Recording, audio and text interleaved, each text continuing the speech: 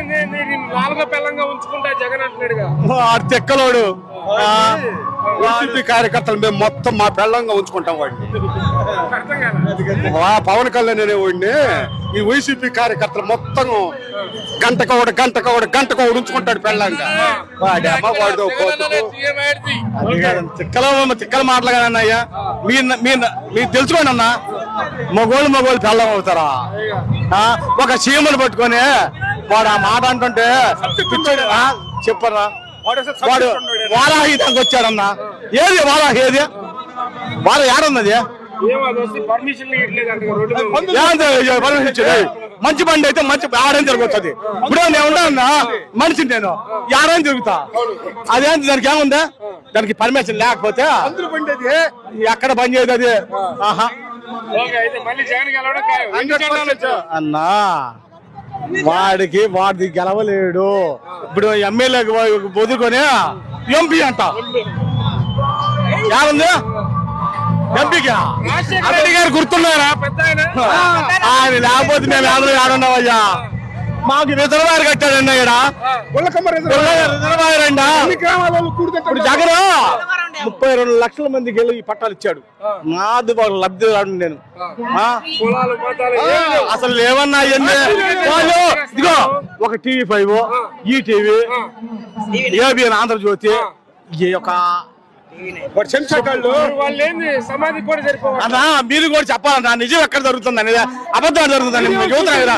చూపినన్నా ఇప్పుడు మా ఊరు రా నువ్వు.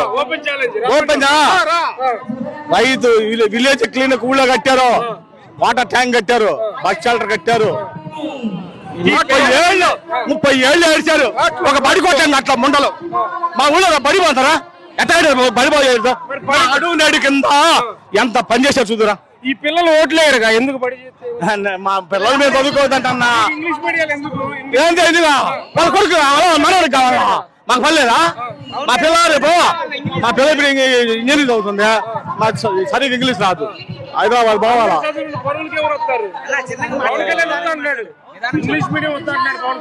వాడు మాటలు వింటే మేము మా పిల్లలు ఇంట్లో పెట్టుకోవాలా? వాడికి పిల్లలు పెళ్ళాము సంసారం ఉంటే బాధ్యత అనేది తెలిసిద్ది. వాడికి ఏమీ లేదు కాబట్టి వాడు చదువులు వద్దంటాడు, వాడు ఏది వద్దంటాడు. ఇప్పుడైతే అభివృద్ధి గురించి మీ ఊరంతా చూపిస్తా అంటారు.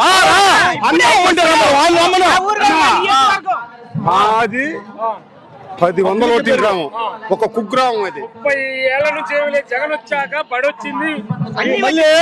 ఆ ఊర్లో టీడీపీ బలం ఎక్కువ, అయినా కలిపోయేసరికి పని చేసింది. అర్థం చేసుకో నువ్వు. సారు చేశాడన్నా. ఇప్పుడు టీడీపీ సర్పంచ్ వాడు మాకు ఏం పని చేయడు, మేము చేసుకోవాలా? యాడా వాడు సంతకం పెట్టాడు. మాటలు చేసేది మేము సంతకం పెడితే కదా.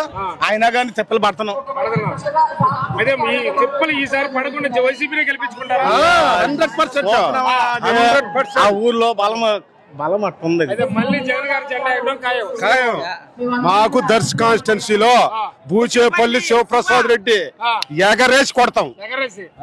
50,000 మెజార్టీతో గెలిపించుకుంటాం పక్కాగా. ఇప్పుడు మళ్ళీ శివప్రసాద్ రెడ్డి అని గెలిపించుకుంటాం. Thank you. జై జగన్.